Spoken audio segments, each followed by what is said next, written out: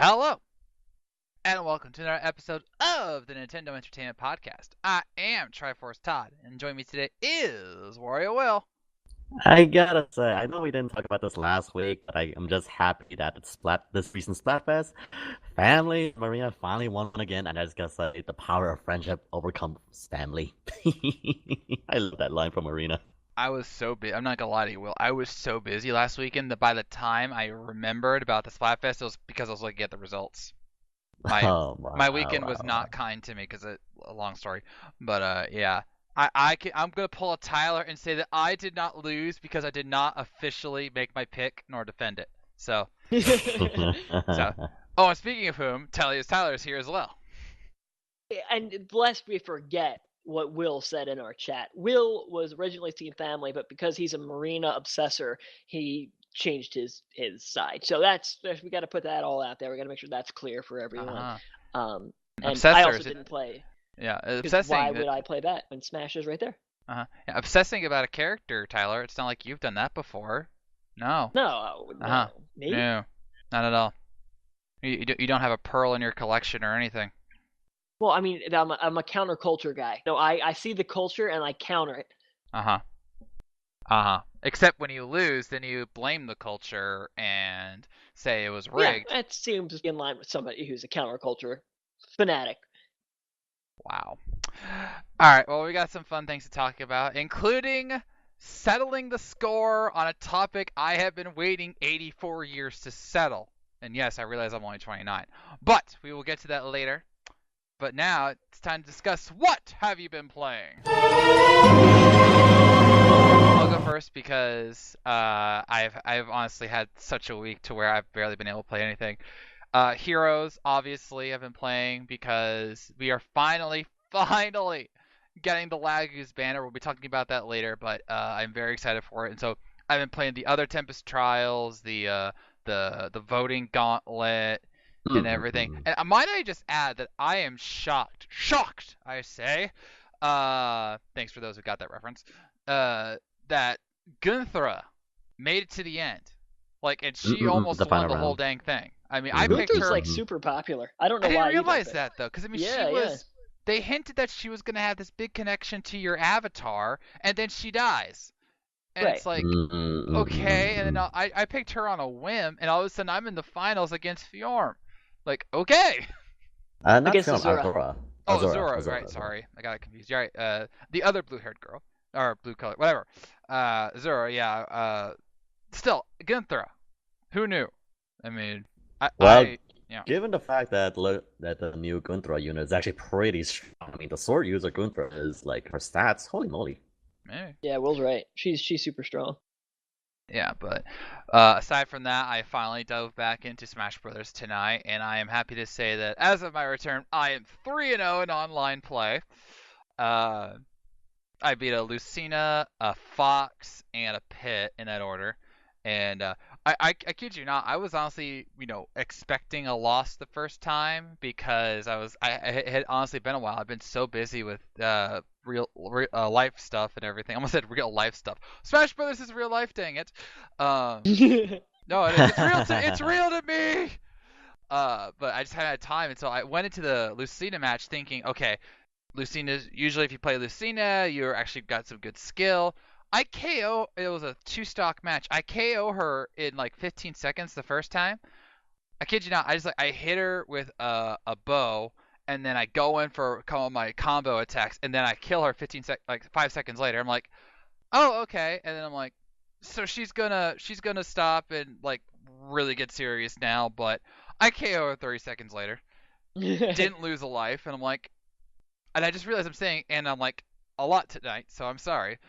But I just straight up KO'd her. And no, granted, we were in the Game & Watch map, which is a little bit small, which can lead to some big, quick KOs. But this shouldn't have been that quick. Again, I am out of practice, or so I thought.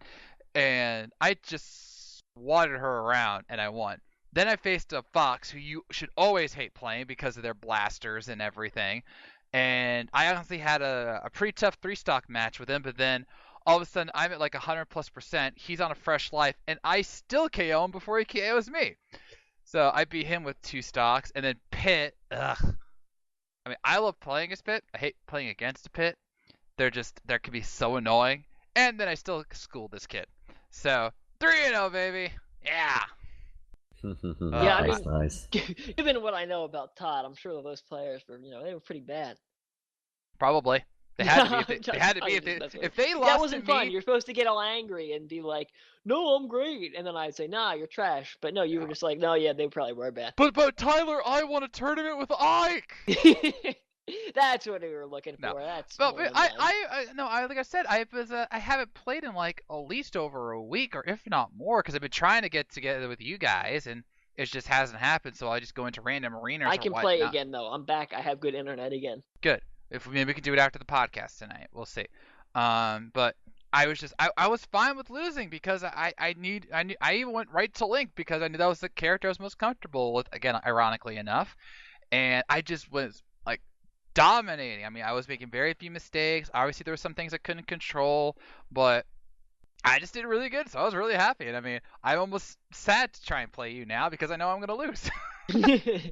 Well, it's funny that you say you like Link because Ike is definitely a top tier in this game. Oh, he can be, yeah, if you know how to use him.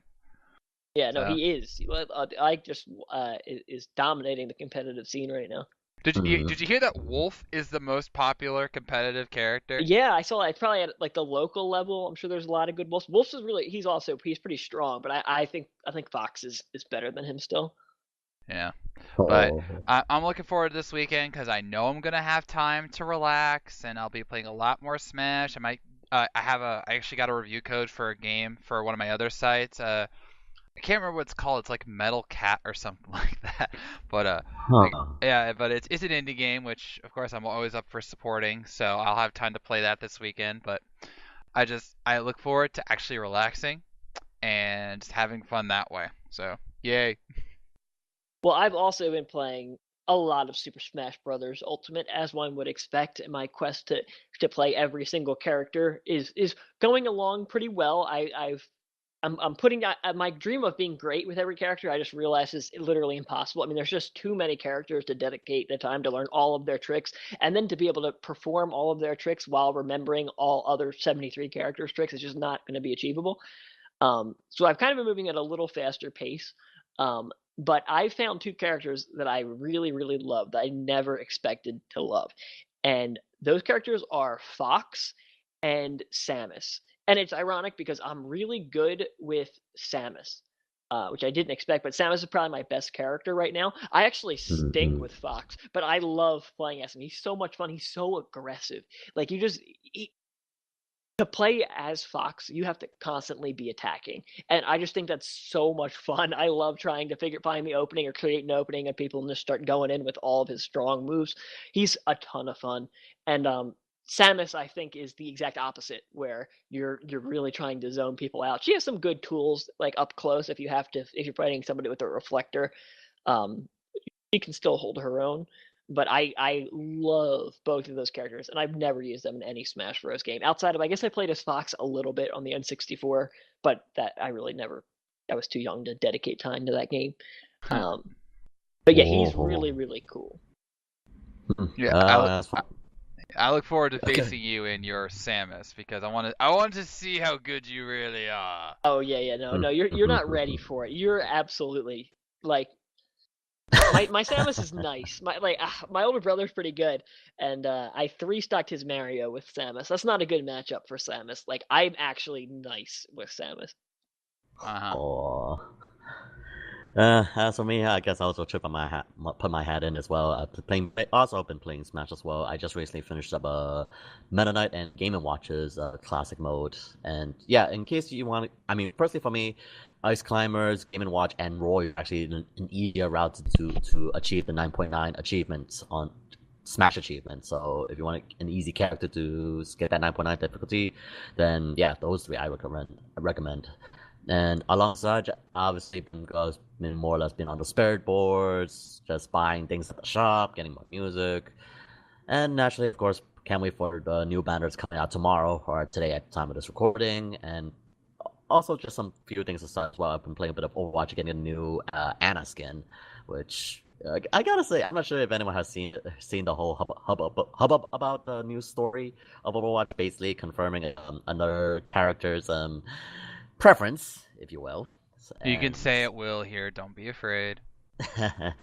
okay, so basically confirming another character's sexuality, and Dude, yeah. I didn't tell you to say that. What the heck is wrong with you? I'm kidding entirely. Don't worry about it. So yeah, so besides from Tracer, we have good old Daddy 76, which yeah, I just find very odd. He is very alike to Dream Daddy. I'm not sure if anyone of you have played the game Dream Daddy before, but yeah, now that kind of what makes sense. But there's a lot of debate going around. I'm not gonna. I have my own opinions, but Daddy 76 now officially a daddy. Meh. I don't know. It's kind of funny if you ask me. And also some other things I've been on the mobile front. I've actually been playing I'm not sure if you guys have played this before back in the old days, but I've like has anyone of you played Ragnarok? No. I feel like I've heard that game though. Well, it seems to me there's been a kind of an age of like old classics coming to the mobile fronts now.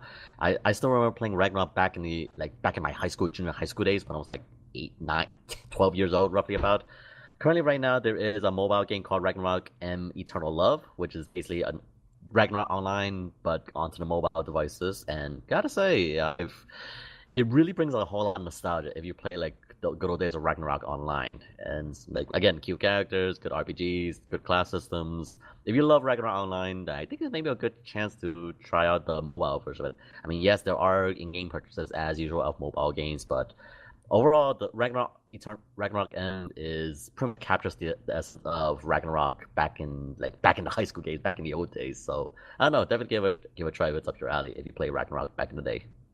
All right. Well, I see we're in this interesting period because now it's 2019. We're now waiting for the next big game to come out, and Will is almost gonna get his very soon with Travis Strikes Back, No More Heroes.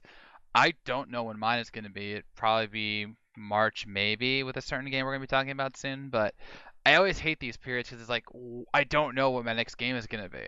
It's like why? I mean, I hope it's not, and I don't mean this in the insulting way, but I mean, I hope it's not Fire Emblem because I would like there to be a game coming up between now and then. But Right. Well, we don't even know when then is. exactly. So, oh boy. Yeah, whatever. But though it's been a slow week, there has been some interesting news pieces out there. So, it's time to go down the warp pipe. All right, so let's get to Oh my gosh, did you guys see the Nintendo Direct? No, no, you didn't. It was a lie. Okay. I mean, I just wanted to get that out of the way. We were talking about it last week, and rumors that today was supposed to be a Nintendo Direct day, and it was a lie. So that's why you don't believe rumors and leaks and speculation all the time. Isn't that right, Tyler? I don't believe it all the time. I believe it when there's good evidence, and there was not Uh-huh. great evidence for this outside of the fact that it kind of made sense there would be one coming up, but I never believed there was going to be one on the 10th. Uh-huh. So that's your story, and you're sticking to it. That's yes. But I hope that there's one next week. I really hope, because they've been releasing a lot of news, like kind of big news that usually is in a direct, and yet we're yeah. not. It hasn't been in a direct. So Yeah. I'm curious. They have a lot of like huge things that they want to show off, or we're just gonna have to wait till February. We haven't had a real direct since September. That's a lot of time. Really? Has it really been that long? Yeah, it has. The Huh. first weekend or second weekend September, they Yeah, had because I was a Philly that week. All right. yeah. Dang. It has been that long. No, wait, that's not true. We had the Smash Brothers Direct. Yeah, but I said a traditional Nintendo Okay, Direct, traditional. or a Right, true sorry. Nintendo. Right, that's fair. So, no, I agree. I feel that to really kick off 2019 like they should, and they're promoting it to be like a 2017 kind of a year. They need they definitely need a direct to start it off well. I mean, I don't mind them waiting like 2 weeks. That's fine. Get out of the beginning of the year funk. But yeah, they need it soon. So let's I see just think how it's it interesting goes. that they gave Yoshi a release date, which I guess we talk about as our first news story. Okay, fine. Outside, yeah, I mean, Yoshi comes out. Yoshi's Crafted World comes out March 29th. They tweeted that out. Yep. And that's a big release date. And they kind of casually dropped it alongside an awesome trailer. Did you Yes, guys watch that? I did, It and was I read the story Oh for yeah, it, yeah, yeah, so yeah. it looks like yeah. it's really gonna be a fun little Yoshi adventure. The overworld map reminds me so much of Donkey Kong Tropical Freeze, where they have like a lead up to one of the pieces of I forget what the rock was called, but some super happy tree knockoff item that Bowser Jr. and Kamek try to steal. It Okay, splits okay. off into pieces, and Yoshi's got to go collect them all. But it seems like each one's at the end of an island. It looked exactly like Donkey Kong to me. Yeah, but this was a bit honestly one of the biggest pieces of news this week. In that, this was a game that was supposed to come out last year. It was shown off in 2017, and then it was like, oh no, we have to delay it. It's still being worked on, and now it's here, and it looks adorable, much like Kirby's Epic Yarn. Which, on that note, Kirby's Extra Epic Yarn is coming out on 3DS again, which should die, like 2 weeks prior to that. So, if you like your, hand-stitched adventures, March has got you covered. So, yeah, I'm excited for this just because it's a big release, and most importantly, it's a big release 2 months after another big release with Super Mario Brothers Deluxe U.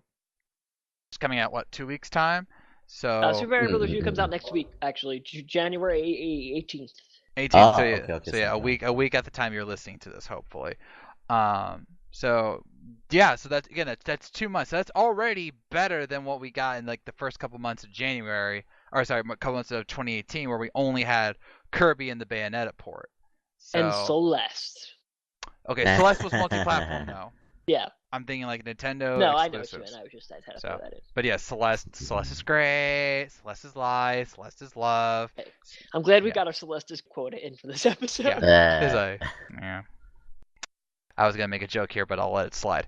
But yes, but I'm seriously saying that this is a good move because if they can, even if they don't go like if they go like every other month, at least until like the really big releases start coming out, that's still okay because they can do something less big, which we'll get to in a second for like say April. But then like in May they'll have like Fire Emblem Three Houses, and then that's the big release. And then June they'll no doubt try and have something to coincide with E3, and then same with July. They might take August off, and then September through December they'll have something just this big. So they need to keep the momentum going.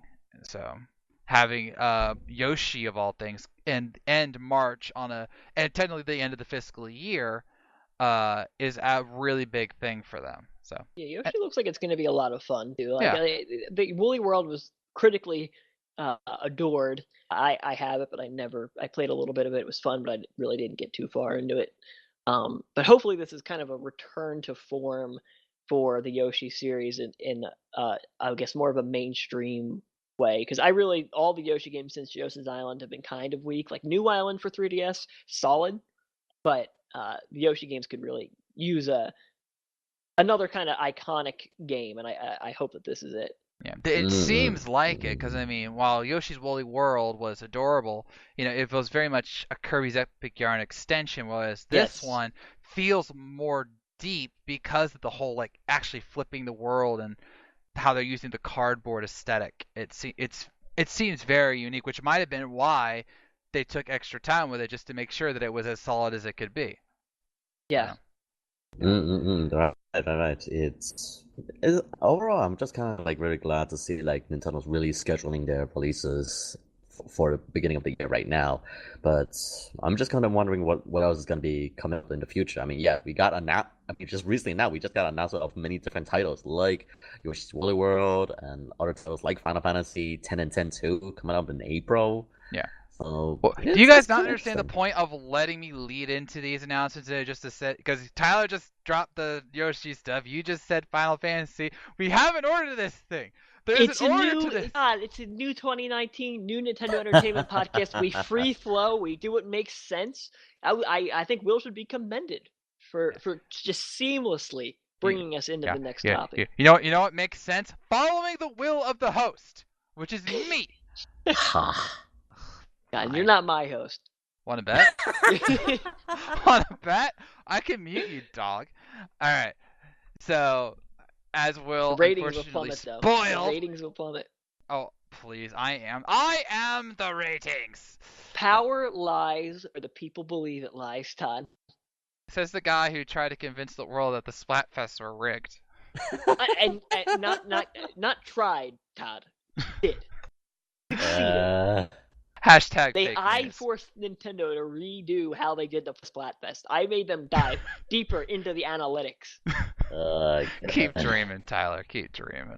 All right. As Will had revealed, there was another big release date given. If you recall, during the September Nintendo Direct that Tyler mentioned a while back, Square Enix revealed through the Direct that 4 major Final Fantasy titles were coming to the Nintendo Switch. Final Fantasy X, X-2, 12 The Zodiac Age, which was the remaster, and Final Fantasy 9 and 7. Not the remake, the original 7. So we have finally gotten release dates on 2/3 of them, depending on how you view it. Final Fantasy X/X2's remaster will be coming on Switch on April 16th, and the Zodiac Age for Final Fantasy 12 will be coming out on April 30th. So for you RPG fans who haven't gotten to play these games, there you go. It's really nothing much else to say because like these games have been more or less been very revered in their own initial releases. I mean, I personally, for me, I still remember buying my PS3, the 10 and 10 to HD on PS3 because of the great box art. I mean, it's currently out on PS4 now as well. So if you haven't played it on their own native console, finally playing it on the Nintendo Switch. I mean, playing Final Fantasy on a Switch is yeah, I would never thought to see we playing Final Fantasy on Nintendo once again. I mean, ever since back in the SNES day, yeah, NES and the SNES days. So Final Fantasy X, so the Zodiac Age. I mean, I've heard great things about the Zodiac Age remake. So yeah, I mean, those games are revered as classics. Yeah. I actually remember getting, and this was one of the, I can say this is one of the few times I ever got a Final Fantasy game upon release. Was I got Final Fantasy 12 on my PS2, and I actually got it on my birthday. I remember that for numerous reasons, some of which I won't say here. But I don't know if you guys are young enough to remember Circuit City. Oh yeah, of course. Okay, well, we had a Circuit City where I used to live, and so on my birthday they had a deal going on for the release of it, and there I got it, and I didn't beat the game. It got really hard at the end, but I got really far, and I was really engaged with the story. The graphics were really good, and I remember XPlay giving it a 5 out of 5. Rest in peace, you great show. Um, it was big, and that was like honestly the last Final Fantasy game that I remember getting on release date. Like I got Final Fantasy 7 on Steam because I wanted to try it out. I stopped playing it. I was kind of bored with it. I know, blasphemy. Yeah. Then I feel like I got another Final Fantasy game. I can't remember which. It wasn't 14 or 15 or any of the 13s, but I never. That was the one mainstream Final Fantasy game I remember getting, and I actually really liked it. So I might have to. And I've heard that the Zodiac Age was a great remaster. I mean, like you always hear like, oh, how good are the remasters really? This is like apparently top tier remastering. Like they redid some of the gameplay elements, some of the power up abilities. So I'm intrigued, and I was actually so influenced by this game. This is actually something I did in the game. There are these creatures called espers. So I was That's a in high. Pokemon. What? That's a Pokemon. No, esper. Yeah, Esper, the Pokemon. There is no esper Pokemon. Yeah, yeah, it evolves into Meowstic. Huh. Doesn't it? I'll find it. You're close. I know. It's close to that, but it's not Esper. Esper. That's the name. So Yeah, so a Pokemon has ESURR, and I would pronounce that Esper. there's no P. I was just being funny, Todd. I was just Oh. being funny. I can't just tell with you continue sometimes. with this. Okay. Sometimes I know you're you dead weren't talking serious. about Pokemon, so anyway. Esper is a Pokemon, everybody, not. just so you know. Anyway, is, so but... there was a monster like a monster spirits called espers, and so Esper, and I kid you not, when I was in Spanish class, I had this friend of mine, and her Spanish name was Esperanza. And so I just called her Esper because I liked the game so much. And that was Mhm. literally like, even when we were out of Spanish class, I would just say, "Hey, Esper." I think Meowstick would have been a better name. We should have called her Meowstick. Now that's not funny. That's not even funny. That's Yeah, it's pretty good. It was no, pretty it's funny. not. No, it's not. Anyway, so again, I really like that game. I've never played 10 or 10 2, but I've seen that cutscene obviously. So and Orin was in Kingdom Hearts 2, so I had to do some Mm-mm-mm. research on him. But I'm intrigued. Maybe we can see if Square Enix will send us some review codes. You never know. uh, but again, that's now March taken care of. That's a couple big games in April. That's good. I mean, now we just need that Fire Emblem release date. Please, Nintendo, we need it. I need it. Hey, don't Seriously. forget Mortal Kombat also comes out that month. Oh yeah. So there you go. That's huge. That's huge. Let's just go right into that. So if you don't remember, the game Mortal Kombat 11 was announced at the Game Awards 2018, and they announced that a community reveal event will happen next week on the 17th. And during Mm-mm-mm. a chat with one of their fans, NetherRealm revealed that there will be some big character reveals at the community event next week. It's going to be at 11 a.m. Pacific time. So, you fans out there, and Will, um, go ahead and make sure you pay attention to that. And so help me, Mm-mm-mm. Will, if I see you fanboying over a Mortal Kombat Smash Brothers announcement, you better not tell us I told you so, because that's not true. Who do you guys play in Mortal Kombat? Oh man, it's been a while since I actually played that game, but if I remember back in the day, like I really love to use Curve Striker back in the day. I'm not sure Oh, he's that's a alive. good pick. I'm not sure he was alive in the Olympic game. I can't remember. It's been so long, but yeah, He hasn't. Curve He wasn't in Striker. 10, but he was in 9. Yeah, nine. Yeah, nine. I remember. Yes, yes. So yeah, Curve Striker, and yeah, I mean, of course, Liu Kang and Kung Lao's always been the Yeah, shadows Kong's of the classic. games. Yeah, I'm a but big Katana fan. I always like Sonya as well, ah, but I'm a Katana guy. classic. I Favorite. killed with her in Mortal Kombat 9 and 10 to a lesser extent, but mostly 9. Oh gosh, she was so fun. I've always liked Raiden. I Yeah, mean, there was Raiden's just dope. something about Raiden that was just always appealing. I don't know if it was his look, his electricity powers, or something like that, but you know, it was just he was a lot of fun, and so I just enjoyed him a lot. So I honestly can say I don't think I've ever owned a Mortal Kombat game. Really? No, Oh wow. my babysitter. Here's a funny story. My babysitter once had to watch over me and me alone, and so she got me to play Mortal Kombat. And her mother, who was home at the time, um, walked into the room and saw me playing Mortal Kombat, and she goes, Heather, is it okay for him to play this game? And she goes, oh yeah, mom, it's not that bad. And then I press a button, I shoot a guy up into the ceiling, which just so happens to have spikes in it, and of course he starts bleeding Ah. all over the floor. And I go, oh, that's cool. So yeah, Adventures of Babysitting, everybody. But no, I personally have never seen or have never owned a Mortal Kombat game. I have played them for various reasons, including a college project where I used Mortal Kombat as a studying tool because I can, but that's about it. So Oh. yeah, I mean I don't know if I'll get. I'm pretty sure I won't get Mortal Kombat 11. That's not a slight on the game, but it's just it was never my franchise. I've never owned a Street Fighter game. I've played them a lot, but I've never owned one. I've never owned Mortal Kombat, King of Fighters, Tekken, Soul Calibur. I have a couple of them. Soul Obviously, Calibur, I think, is like it's probably the best like casual fun one. yeah.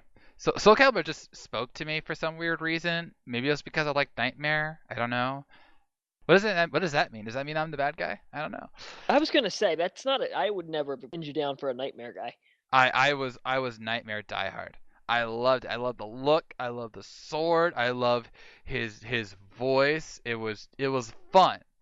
And so I played him for a while, and then obviously I got out of the series after 3 because that's when they added like Star Wars characters, and I'm like, really? So memories. But hey, for all you Mortal Kombat fans, if you're gonna get this game, power to you. Just run a community event next Thursday at 11 a.m. Pacific time. So, Will, I expect you to cover that since you're so hype. It'll be interesting to say the least. I know that the crew of Maximilian Dude is gonna be watching it because they really want information on Mortal Kombat 11. But mostly it's just that hay fever dream of perhaps Mortal Kombat being represented in Smash, which is would be nuts, but it would be interesting. I just So don't who knows? see it. We'll see. I mean, I'm being honest with you, Will. I just don't see it. Okay, Bayonetta made sense because the fans voted for her. Snake made sense because Kojima personally asked Sakurai to put Snake in Smash Brothers, and even then even Sakurai What a mistake that was. God, I hate fighting Snake. Stop. But like even Sakurai noted that having Bayonetta in the game was difficult because of her what do we want to call it? Assets. Yeah, I was gonna go sensuality, but yeah, that works too. Her many assets, and obviously they had to do certain things to make sure they didn't reveal too much, to say the least. But yeah, I just don't see a Mortal Kombat because let's just say let's ballpark it here. There are only 3 characters that they could put into this game, okay? And that's Scorpion, Sub-Zero, or Raiden, because those are like the 3 main people that everyone really likes.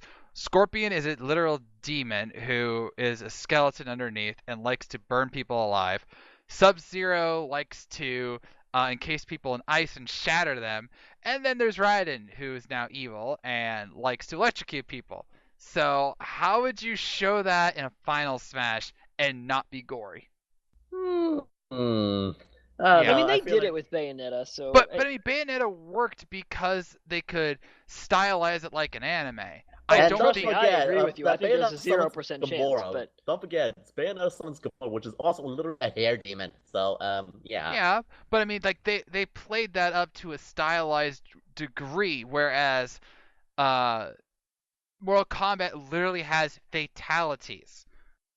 So, like, if they were to have a final smash, it would have to be a fatality, and because that's how their game works. No. It doesn't always have to be fatalities. It can also be brutalities as well as fatalities. right, or There's a lot of fatalities over there. babalities. Yeah, or Yes. or animality.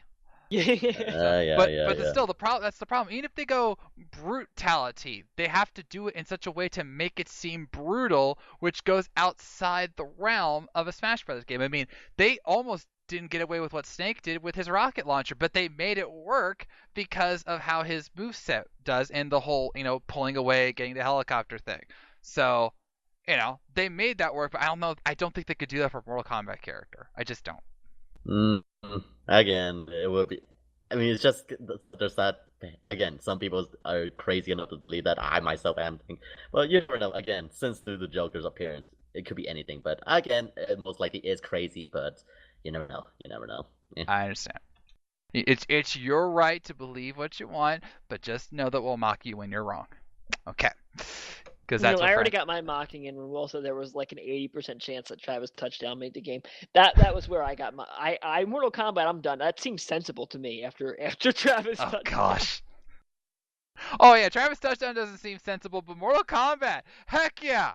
Yeah. That makes no sense. No, it's the percentage. It was the percentage chance. No, we were giving percentage. What are the odds?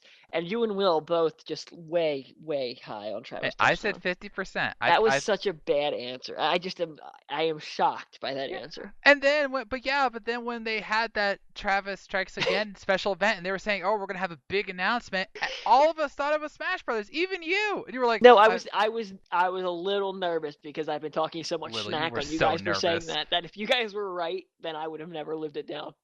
Yeah.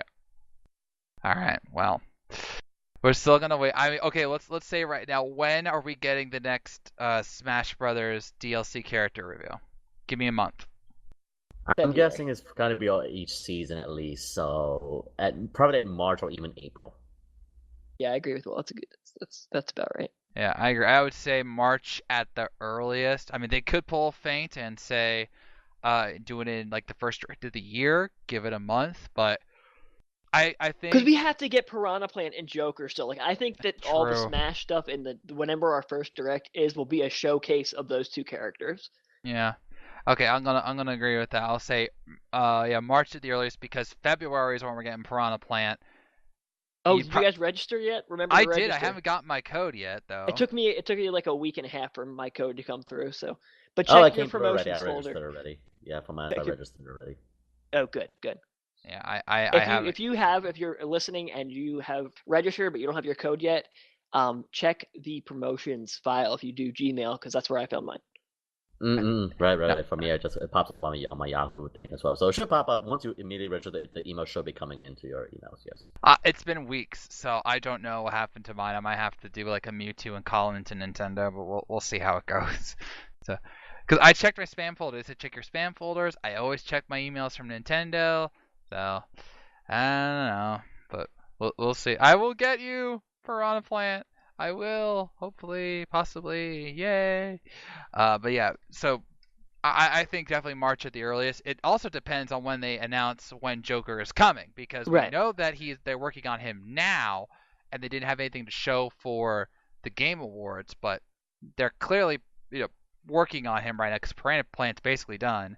So yeah, we'll just have to see how it goes. You know they're going to Nintendo. save a big one for E3 too. Oh, agreed. Absolutely. So if we do by the seasons, that would be the third DLC character. Yeah. So yeah, which would actually be decently spaced. So we'll just see. All right. Next up, we got yes, we teased this earlier. Fire Emblem Heroes is finally bringing the Lagoos into the game. Hallelujah. It is happening tonight/tomorrow, depending on where you live in the world. If you're by the time you're listening to this, it'll already be out. And the first one is all Tellius Lagoos. We got Tibarn, King of the Hawks, Leanne and Rayson, the Prince and Princess of the Heron tribe, which is very surprising. And then my queen, Nyla, Queen of Qatari. And yes, I'm apparently a furry. We were discussing this before the podcast. But yeah, we've been begging for the Lagoos to come. Not just us, but our dear friend Cromcho has been begging for Lagoos in Fire Emblem Heroes. And we knew about Tibarn because of the last Fate Channel, but now we got the Herons and Nyla. So, okay.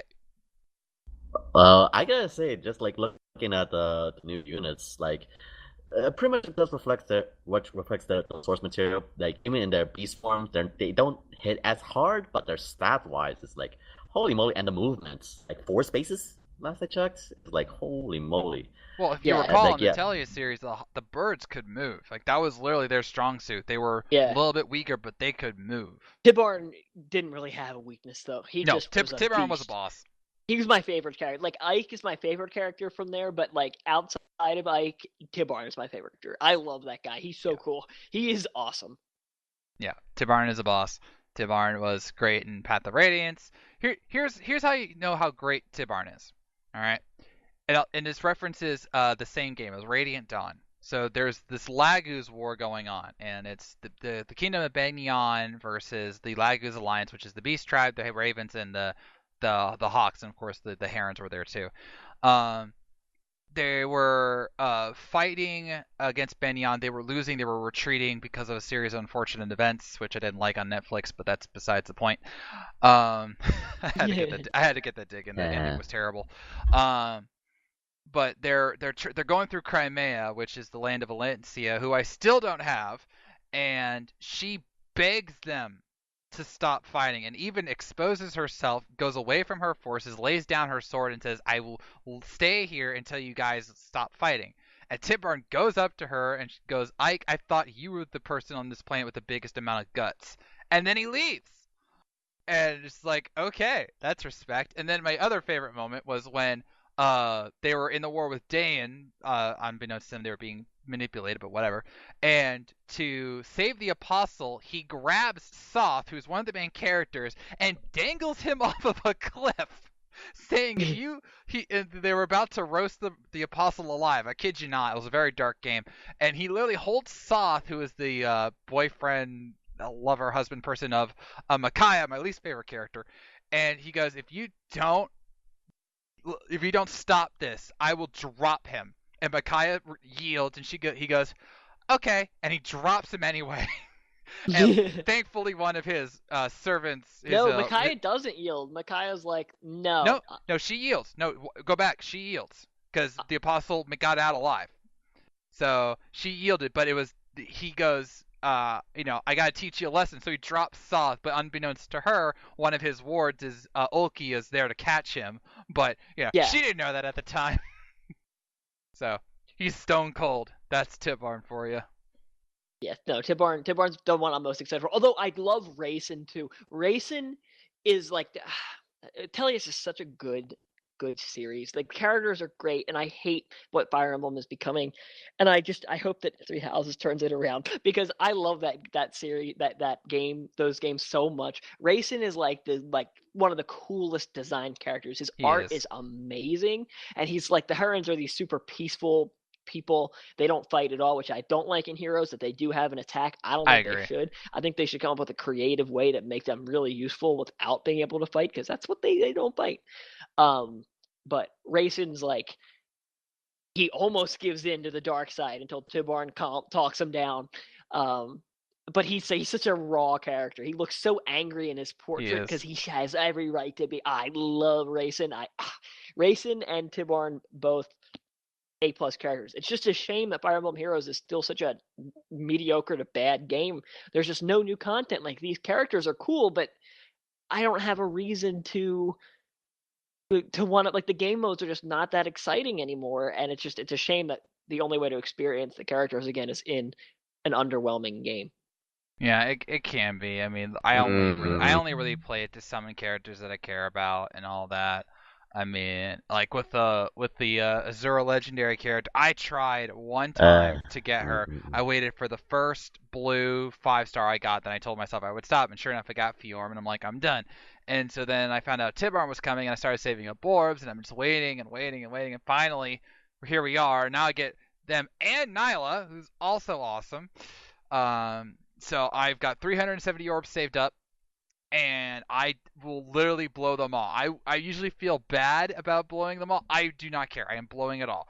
I have got to empty the entire orb vault. I've got $100 saved up. I'm kidding. I'm not spending any money.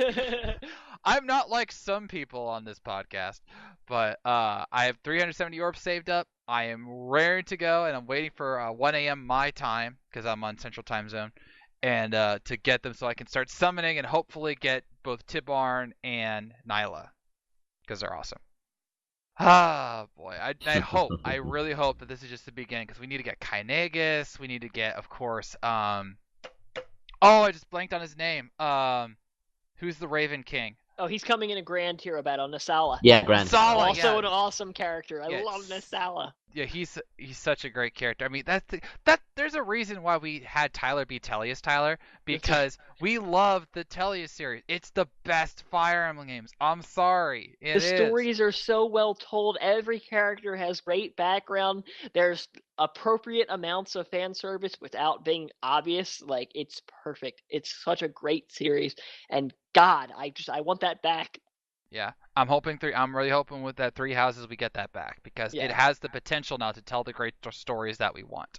And really, Echoes was amazing. Echoes was great. Was so good. And that was the most recent Fire Emblem game. But Heroes is just kind of, I do think Heroes is starting to have a negative effect on perception of the series, because it's just been really just too much with the fan service, not enough with the innovation, not enough character storytelling. And Fates did the same thing. Like, there was a lot of great elements. The gameplay was so good, but just they fell flat with the character designs in an attempt to kind of push it closer towards a casual crowd, which is totally fine. I get you want to sell games, but it did. Yeah, I mean, the Tellius series didn't sell well, so I get it. It's just, it was so good. Yeah. Yeah, well, Mm-mm. let's just hope that Three Houses fulfills what the desire. It's like I said in the Nintendo Draft last week.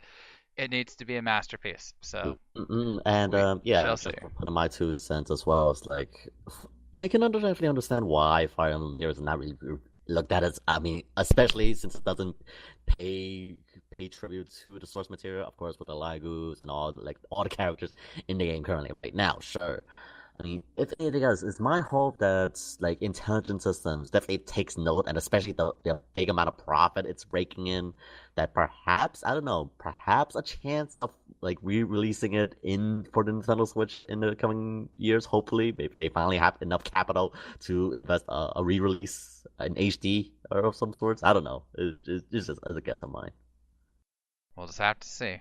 Let's have to see. All right, next up. Yes, a little bit of an odd piece of news from the head of Nintendo, Shintaro Furukawa. He did an interview with Nikki, how do you say that name? Like Naki, something like that. Yeah, something about I that. had no Yeah, idea. something like that. And he talked about the state of Nintendo and what the future really holds. And he goes, quote, "We aren't really fixated on our consoles. At the moment, we are offering the uniquely developed Nintendo Switch and its software, and that's what we're basing how we deliver the Nintendo experience on. That being said, technology changes. We'll continue to think flexibly about how to deliver that experience as time goes on," end quote. And this has got a lot of people kind of panicking because they're like, wait a minute, does this mean that, Nintendo is going to be stopping their console market? It's. I mean, when you think about it in hindsight, I mean, naturally, it's not gonna be like forever. Nintendo is probably not. I mean, there is always a chance that Nintendo is definitely gonna probably like not gonna be focused on the console market anymore, given like the years. I mean, we don't know what's gonna happen in the next like 10 or 20 years down the road. Like in my prediction is basically that as like many consoles like the PS4, Xbox, and including the Switch itself, like a lot of people say like the game, like the systems themselves is trying to go act like a PC. I mean, I know our boss Keith said like so many systems are just trying to become the PC. Like there's really no point of a console anymore. But at the same time, Nintendo kind of proves that there is a reason why you should have a console because like, then it's just games are meant for fun, and I would love to have a, a hardware that just is dedicated for console experiences. I mean, sure, PC is PC, you can play anything you want on it, but there's just some sort of validity of why you should have like, a console in your home. I mean, sure. I mean, it's really hard to say to really explain, really. But in hindsight, I I just think say it that yeah, really it's a big multiplayer thing. Local multiplayer is. I mean, I guess you could do that with the PC, but it's so much more engaging to have everybody gathered around the big screen TV to enjoy that. That's how that's I you could rig your PC to your TV and have it work that way, but it's just it feels so natural to gather around a console like that. Yeah, personally, I don't think that they're going to stop making consoles. I think they'll focus for now at least on keep making better versions of the Switch, not like Wii to Wii U kind of thing, but a hopefully even better version, whatever that may be. The Switch is killing it for them, and they're wanting to advance that. They try to do that with the Wii U and failed, but now they know to really strike out, and people are resonating with it. I mean, I can't wait to hear the quarter results for last 3 months and the end of 2018 to see where we're at with console sales and software sales because they're big. I mean, it's got to be between 25 to 27 million right now. So it's going to be big, and I don't see Nintendo stepping away from consoles. A person pointed this out to me in that Furukawa actually doesn't have a background in video games. He has one in business, Yeah. and so that actually gives him this kind of a unique perspective on things. And I'm sure that is what is speaking to him is this notion that I don't have to think of this as a game thing. I have to think of this as a business thing and what's best for business. Well, right now, what's best for business is a Switch. So the question now is, how do you make that? How do you do even better than that next time?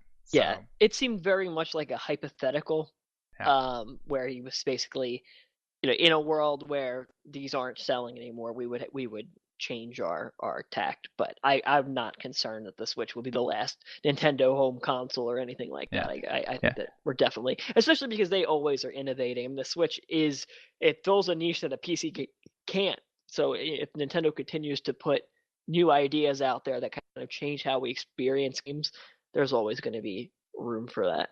Yeah, and trust me, if they didn't go out after the Wii U, they're not going out after the Switch. I mean, come on. Right. So, I mean, they had the out. They had the out. I could say, okay, we're done making consoles. Nope, here's the Switch. Oh, Nintendo, we love you again. Why did we ever doubt you? Well, you know why. But yeah, we're gonna be good here. So just don't take. He's taking in this like Tyler says, a hypothetical. He's acknowledging the fact that the world is changing. So don't panic just yet. Wait like a year or two, okay? All right. Speaking of waiting, Metroid Prime 4. Yeah, we believe, though we could be wrong, that it's coming out in 2019. And a leak from here, I want to quote this directly. A Czech retailer called Super Gamer decided to take a snapshot and show off the release date, quote unquote, for Metroid Prime 4. And according to this site, it's going to be on November 29th of this year. Yeah, can you tell how excited we are for this? As far as concerned, yeah, I'm not gonna believe anything that's gonna be put out right now. Again, nothing is true, everything is permitted, and as far as concerned, yeah, I'm not believing this. Nope, nope, nope. Yeah, after everything we've gone through in the last 6 months with a certain Grinch leak and everything, I'm with. That's the thing about this one. It's so specific. Like November 29th, like that is really a specific day, and I can't imagine a year out. The game's not close to done. The Nintendo has no idea if it's going to be ready November 29th or earlier. Like I am highly skeptical, but I do think it comes out this year. Yeah. I mean, that's a safe bet, to say the least. But again, unless we hear from the horse's mouth itself, I'm not believing Jack squat, honestly. Oh, yeah. Considering that all we've gotten so far is a freaking teaser trailer with just the logo. We don't even know how Samus looks in this game so far. I mean, that's how far off we are from a release date in my mind. I mean, yes, I'd like it to be a 2019 title. I would even be fine with them pulling a Xenoblade or Smash Brothers and releasing it in December just to cap off a great year, as long as they've had the time to make it great. But yeah, it's specific, but we looked it up. It's literally the last Friday of November, so maybe they just plopped it on there because it's right before the quote unquote holiday season or something like that. I don't know, but we've seen stuff like this before. Sure, some of it is true. Like I remember South Park Stick Truth and Fractured But Whole. Those were leaked on similar sites, and that turned out to be true. So there is that. But for a game like this, I highly doubt Nintendo would have given out the release date to a Czech retailer. Where are we? 9 months ahead of time. So no, I'm gonna have to put this in the trash bin for now. I'll dust it off if I'm wrong. I don't think I'm wrong. But if it does come out, are you guys thinking November, December? Yeah, I do. I mean, honestly, it could be just November 29th. I still wouldn't think that this person knew that it was coming out on that day. I mean, it is a reasonable time frame. But yeah, no, I would think November, December for sure. It's definitely likely at the end of the year, honestly. I mean, as much as I know people would love to have it earlier, it just seems right. I mean, again, what better way to cap off the year than with a big title? I mean, again, last year we had Smash Brothers, so why not another big title that people have been waiting for years, and that would be Metroid Prime 4 if fits that bill. So yeah. So we can hope. I mean, I'm gonna be honest. We talk about that first Nintendo Direct of the year. One of my biggest hopes is that we get at least a teaser trailer. I'll accept a teaser trailer, not like a logo teaser, like a teaser trailer for Metroid Prime 4. Show me Samus. Show me Samus in glorious HD outside of Smash Brothers, obviously. I was gonna say when we play Smash Bros, I'll show you Samus in glorious HD. I know. I know. I mean, and Dark Samus looks really good. It's gonna be a 3 stock. Yeah. So let's just we just have to hope. You just have to hope for the best. So Moving on to Will's favorite game coming up, Travis Strikes Again, No More Heroes. Suda51, who's continuing to promote the game, has noted that he would actually be up for Travis Strikes Again to be its own series, as in like a spin-off series that continues long after. He goes, I quote, I think it would be great if TSA could turn into its own series, sort of a parallel to No More Heroes. The great thing also is that the stories within TSA has a lot of direct connections to what will be No More Heroes 3. So if it does get created, what happens in TSA will end up being important to the next installment. So yeah, he's continuing to push that he wants to make No More Heroes 3, and if he decides to make Travis Strikes Again 2 to lead into No More Heroes 4, you never know. I mean, making Travis Strikes Again add another spin-off series for the franchise, I mean, it's definitely going to be very unheard of from Suda51 because, knowing him again, he doesn't make sequels. I mean, No More Heroes was definitely a very rare occasion for him to make a sequel. So, I mean, Killer 7, one of his revered titles, he didn't make a sequel for that one because that is a classic title. And then there's Shadows of the Dam. He did with Hideki Kamiya. No, not Hideki Kamiya. One of the creators of Resident Evil. I forgot. But Life yeah, Chainsaw. yeah.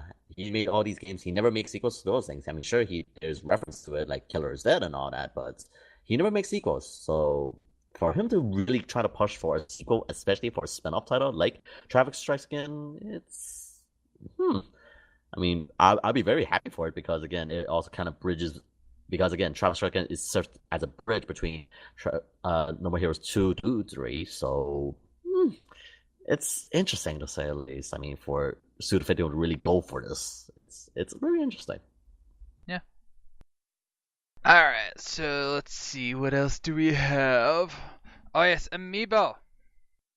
We have Amiibo for Piranha Plant, King K. Rool, and Ice Climbers are up on the Nintendo UK store.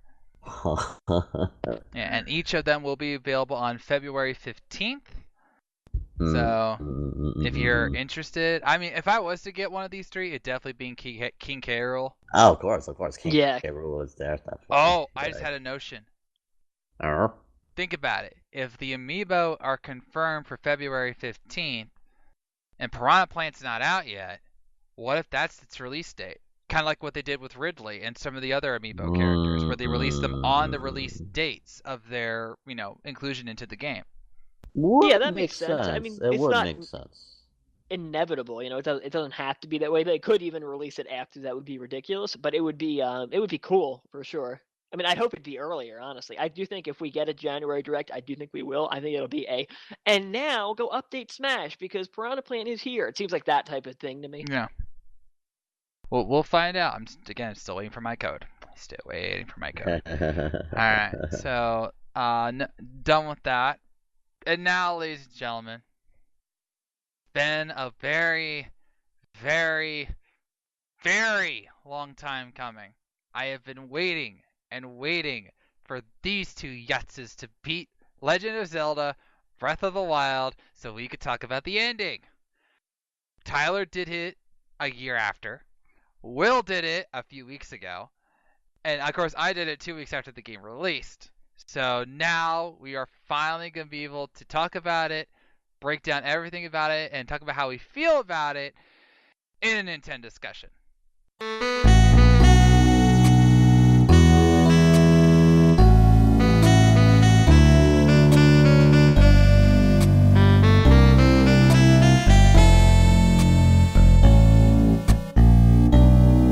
Okay. To recap, let's recap the entire game. No, I'm kidding. So you wake up, Zelda's in trouble. We find out that she is the only thing keeping Calamity Ganon in what is left of Hyrule Castle. Champions are all dead. You revive their spirits so that they can go to control the ancient beasts, or wait, what do we call them again? Divine Beasts. Divine Beasts, right? The Divine Beasts. God, Todd, it's like you haven't played the game in 2 years. In 2 years, yeah, pretty much. Well, actually, I did just try to start a second run through, but then I got pulled off because of some of the new releases. But whatever. But yeah, so the Divine Beasts, and we go to fight Ganon, but it's not exactly Ganon. It's Calamity Ganon. And this is what I wanted to talk to you about. Was the ending boss fight of Legend of Zelda Breath of the Wild worth it? Because every single time we have faced Ganon in the past, we've always faced Ganondorf in some form or another, had an epic sword fighter duel or horseback riding Since fight. Ocarina of Time. Oh, okay, since Ocarina. Okay, but even before then, we had like the versions like the Pig Ganon and everything, and that's Ganon. And Agamim and Yeah. all of them. So we've always had like a lead up to like Pig Ganon or whatever Ganon you want. Whereas this time we had Calamity Ganon, and then we had Beast Ganon. So we didn't have Ganondorf Ganon, and they explain this that Zelda says, oh, he's ignoring his other form to go straight to the final battle. I'm like, no. That's not what this is about, Princess. I need to see Ganondorf. I've waited long enough. I mean, I was fine with it. Here's what was happening, right? And they didn't explain it very well. So Calamity Ganon is in Hyrule Castle trying to regenerate itself to be able to take form, and Zelda is preventing it from doing it. So it's in a cocoon. It's in a larvae state when we first see it. Right. And it cuts off that regeneration when Link comes into Tusk, because that's why he's sort of like half formed and half blob, because he's not fully brought back. And I felt like I didn't quite get that at first until I like actually replayed it, and I was like, oh, I see what was happening here, because they really didn't. I was confused as to why he looked the way he did. But that explanation made a lot of sense to me. And I thought that was kind of a cool way to go about doing it. So I was fine without having to fight Ganondorf.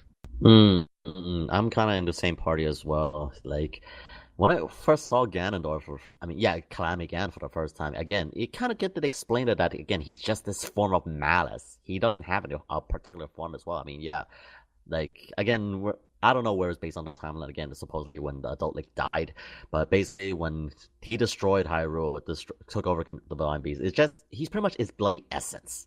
Like, he's just all about rage, corruption, and like just taking over the town of Hyrule. Just all this ink blob, darkness, all that. And when you finally see him for the first time, he's just like a big machine mess blob of red and black. It's like, okay, so he's basically the form of malice and just all things darkness. He's not the usual Ganondorf form that we used to see like in Twilight Princess, or even with Mize as well. So I don't know. For me, I really didn't mind. I didn't mind. It's like a different take on Ganon. I mean, it's not Ganondorf, it's Calamity Ganon, a separate form. Yeah. I don't know. It's just we've been built. It was building up to it at the end, and it's like, okay, here we go, final battle. And I mean, I was fully expecting, especially when the after everything that happened with the Divine Beast, I fully expected him to start off as Calamity again, and sure, we could have a fight with that thing, and then for whatever reason we like knock the sense back into him, and then the blob just starts to form, and then Ganondorf just slowly emanates with the sword and that smug look that we've all waited for the entire game. And no, it's just like, oh no, we're not gonna get that fight, and we're gonna go straight into Beast Ganon, who I had no problems with at all defeating. And I don't know, it just felt kind of letdown, because we fought like the corrupted forms of Calamity in the four Divine Beasts, and we had basically the same kind of boss fight in the first half, and then, oh no, hey, you gotta go fight Beast Ganon now. I'm like, I want Ganondorf. Oh no, we didn't want to do that this time. It just felt wrong to me. And I know there was explanations by the team. I could look it up, but I just don't care.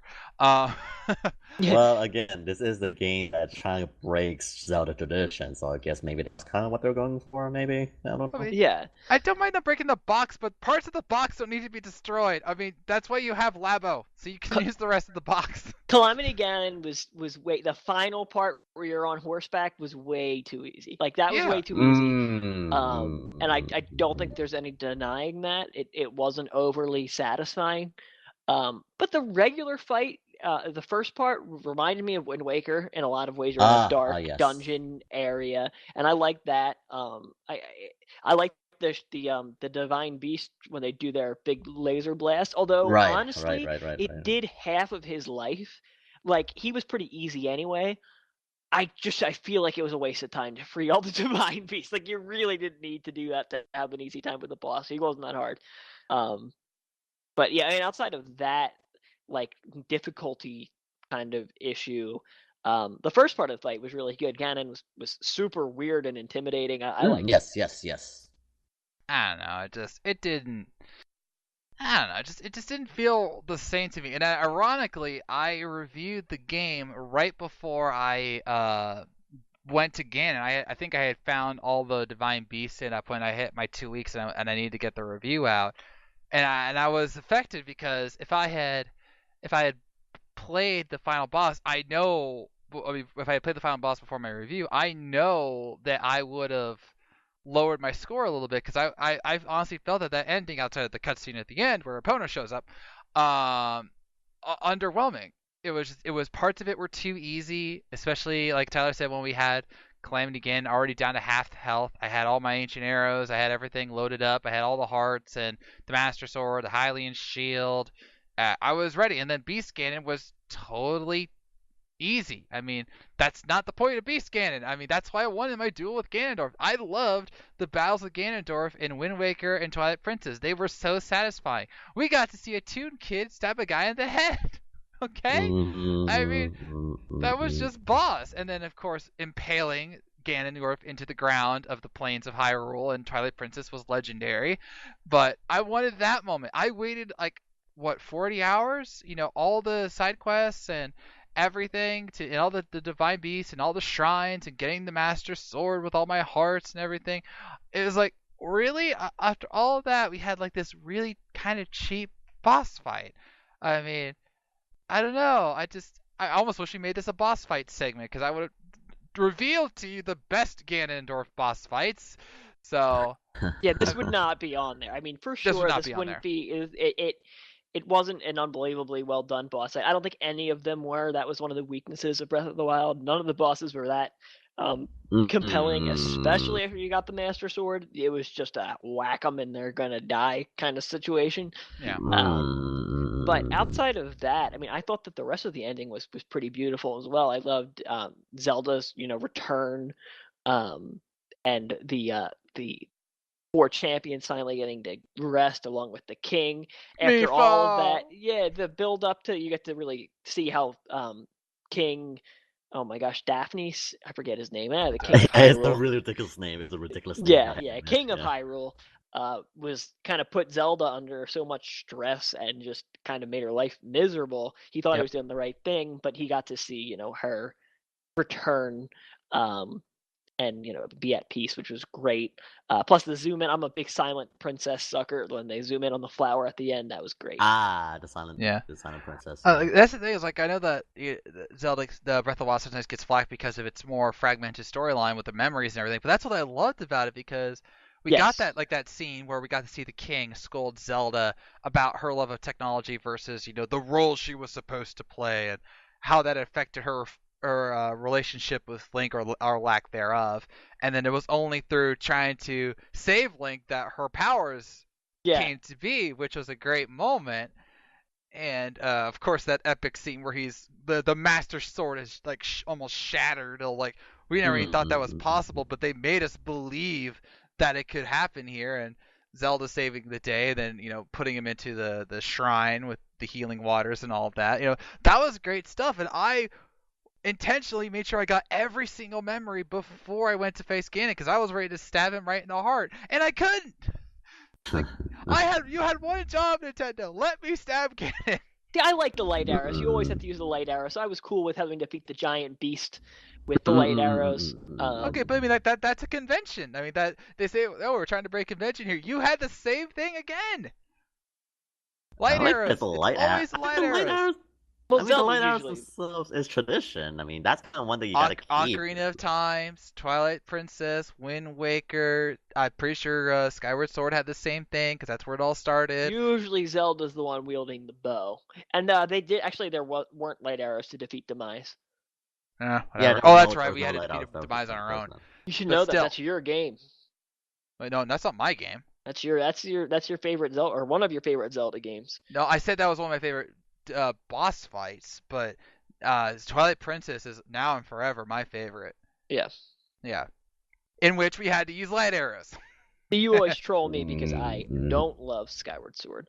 No, I mean I thought I didn't understand why you didn't like it at all. I mean I was that was honestly just curiosity. I wasn't making fun of you because a lot of people say that Skyward Sword was the next Ocarina of Time, and you were like vehement in saying that it wasn't. That's all I was trying to get to understand. I gotcha. Yeah, I mean I could troll you if you want me to.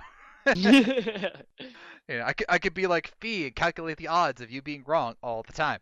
You know. So no, it's just I don't know. It's just the game was so great, and I would still give it a 4.5 out of 5 easily. But after all that buildup of all the characters and hearing about the danger and evil of Calamity Ganon and how we have to stop him, get the Divine Beast back, free the Guardians who all should die a painful death. Beep, beep, beep, beep, beep. No, I'm not. I'm out of the range. I'm like, oh, why? Oh, that music. How many memes were made about those Guardians? I mean, seriously. A lot. So I many. mean, just get the fact that you hear that song. I mean, that musical cue when you hear those Guardians, or just that laser itself just beating, homing on you. It's like, oh my god, that is the sound of death. That is the sound of death. And then you're expected to beat one like right at the beginning of the game when you have like no weapons to defeat it. It's like, why? Why are you doing And that is this to before me? you know how to parry those shots. It's like, Yeah. holy moly. Yeah, so. And yeah, I'm just also, I'm not sure you read the diary as well, but apparently, like Link, when he was starting, he actually parried a shot with a wooden shield. Huh. Yeah, I'm not sure you read that part in the diary. I But did. yeah, it's so. But yeah, like also putting my 2 cents is just that. Yeah, like there's a lot of things that about that ending is just also I hear people that's kind of like it's all yeah, as I said, it's very great, but at the same time also fragmented. It's like or lack thereof, because a lot of people can describe that ending as like a void ending. Like there was nothing. I mean, nothing to really like hint out what happens after. Like, is Artie gonna rebuild Hyrule? Is Princess finally letting go and doing what her own stuff with Link? Like, yeah, it's like there's nothing. It's really up to the player's imagination what they're gonna do next. Well, I mean, the way I interpreted it was that she's gonna rebuild it, but in the right way, to where they don't continue the cycle that they did, because that's what doomed them the last time. Because they relied too much on the Guardians, and then Calamity Ganon took them over. So that she's clearly going to rebuild, and she now trusts Link to help her do that. And now she's going to make a better kingdom where roles and destiny aren't exactly the same thing. So that's how I interpreted it. So, and I felt there was plenty of room for a sequel, especially if they get a special message from Termina. Yes. Just saying. Bring back Majora's Mask 2, baby. One last thing about the boss, though. You have to remember, we say it was too easy, and it was, but it was easy because they wanted you to be able to walk into Hyrule Castle right away and beat the game, given the open-ended nature of it. Like, you could have, sure, got the Master Sword, gotten superpower and all that, or you could make it really hard on yourself and go in there with 3 hearts and the stuff you found laying around Hyrule Castle and fight and some people did that and won. Yeah. True. So, I don't know. It just the reason I loved Twilight Princess was because all this time we hated Zant. We hated Zant for what he did to Midna. He transformed us into a wolf, which I would actually say is an improvement. I'm just saying. Right, and the plot of the usurper. Yes, and and then all of a sudden we hear like, oh, I was given the powers by a demon, and we're like, oh, okay, he's talking about Ganon. He's gonna be in the game too, obviously. So we beat Zant. Ganon comes out. Midna sacrifices herself to save us. He had that. She just gets wrecked. Yeah, she gets wrecked with the Forbidden Shadow. That epic scene of him on the horse crushing the Forbidden Shadow. Reminds me of Darkseid from DC Comics. Long story.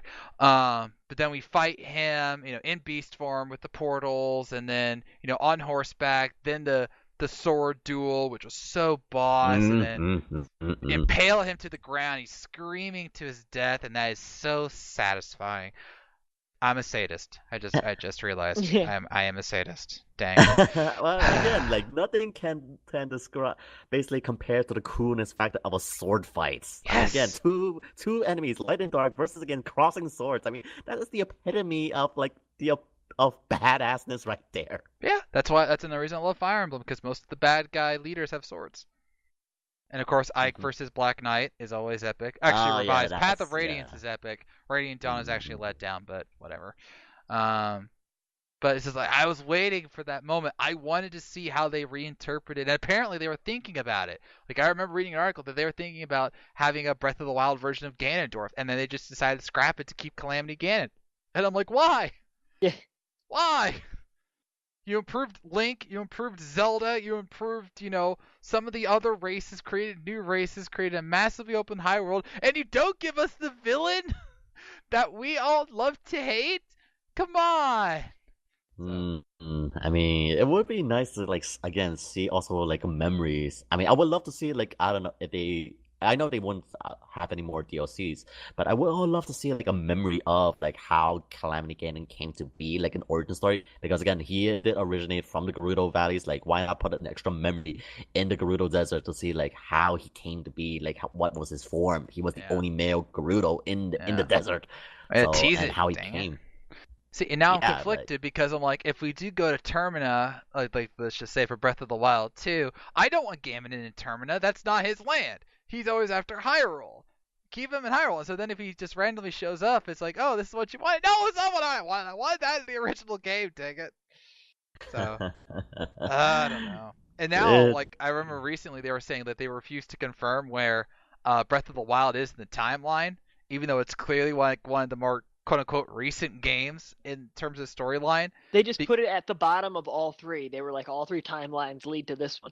Wait, the timeline, it's just the stupidest thing and it shouldn't exist. Although I guess like it kind of makes sense that it was so far after the other games because the technology element, I can't think of technology in other Zelda games. mm. But still, so Yeah. dumb. And obviously there's that scene where she's like knighting him and she's referencing all the Yeah. other games, like Yes, yes, when yes, yes. Twilight Falls with the rise of the Skyward Sword, or in Perilous Time of Ages or Seasons or something like that, you know. And it's just like, oh wow, that's referencing all the other games. It's just clearly after everything.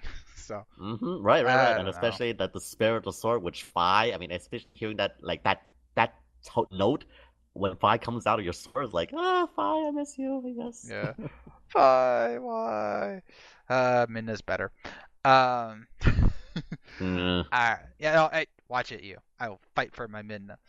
Uh, so that's what we need. We need Twilight Princess too. We need Midna back. Alright. Oh yeah, I definitely agree. I mean, like that was a lot of people will want us to go to Twilight Princess.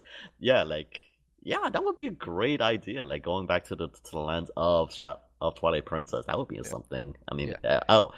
going back to Twilight Princess, going to also see like the Yetis again. I mean, Yeah. yeah, I mean, actually Yeah. like the You Yetis. want to talk about depressing endings? Talk about Twilight Princess, where Midna's tear shatters the mirror and we can't see her again. No. Why? And Right. then I the mean, the love the lovely line, "What's wrong, Link? Am I so beautiful that you forgot how to talk?" Yeah, like all these like Zelda games are definitely so open to like another sequel to the game. I mean, and Majora's Mask, Twilight Princess. Hell, I mean, surprised to say even Skyward Sword probably has an opportunity to actually be like that, apply the Breath of the Wild treatment to those games. Yeah. So I don't know. That's definitely an idea if you ask me. Yeah. All the more reason for Nintendo to hire us. I'll take the Twilight Princess sequel. Will can take Skyward Sword, and Tyler can take whatever one he wants. What Sounds sequel? good. What sequel would you want? Like from Yeah, a game? yeah, What yeah. what one would you want? From any Zelda game? Any Zelda game. Mm-mm-mm-mm. A Link Between Worlds. I like that. Oh, okay, Yeah, A I Link okay. like Between that. That'd be Worlds. I, fun. I think that would be a really good thing on the Switch specifically too. But I loved the aesthetic of that game. The Hilda, the Dark World theme, that whole thing was great. So I'd love to see that again. I like that. I like that. All right. And with that, we are ending this episode of the Nintendo Entertainment Podcast. Tyler, Yes, last week we asked you a very important question. Dude. What is the most important thing for Nintendo's success in 2019? 12% of you voted for Todd's first round pick in the Nintendo Draft, Fire Emblem being amazing. 25% of you voted for better online. 35% of you voted for a new Mario or Zelda game. And 28% of you voted for a huge E3. And we had 51 total votes on that. Yeah, that was huge for us. I mean, that's one of our biggest polls ever. And again, we don't know how this happens. We're just like, hey, here's the tags, people vote. Sometimes we get 20, sometimes we get 50, sometimes we get 95.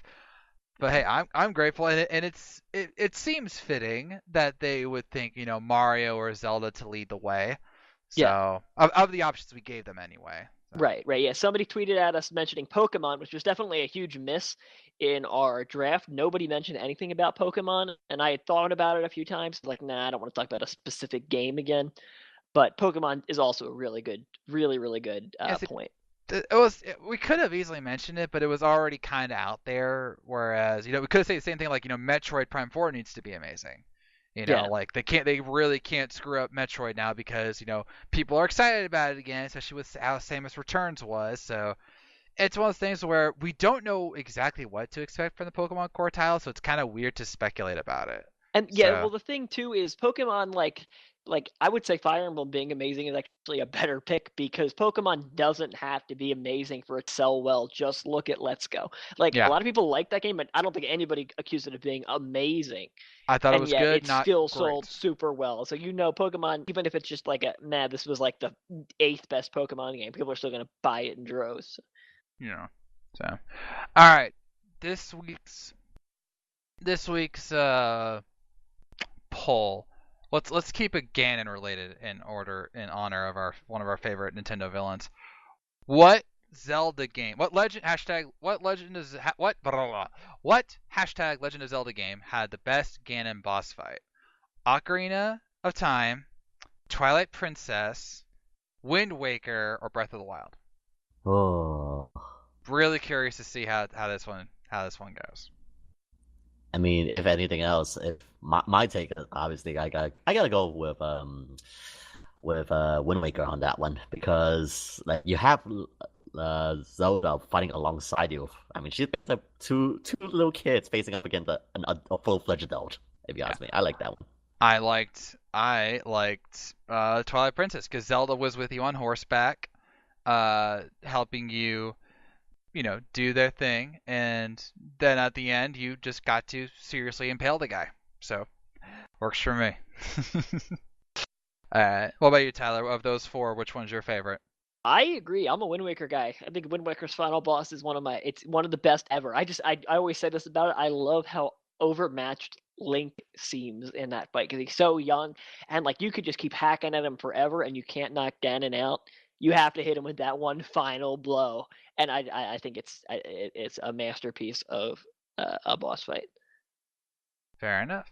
So of course, let us know your thoughts on which your boss fight was your favorite. What did you think of Breath of the Wild's ending as a whole? Did you like the boss fight with Calamity Ganon?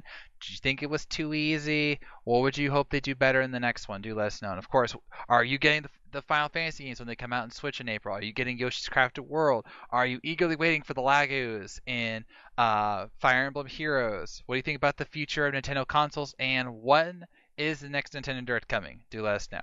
So, for Telly's Tyler, Wario Will, I am Triforce Tyler, and ladies and gentlemen, we are out of time. We are not out of lives. We've made it to the end of the level, so raise the flag.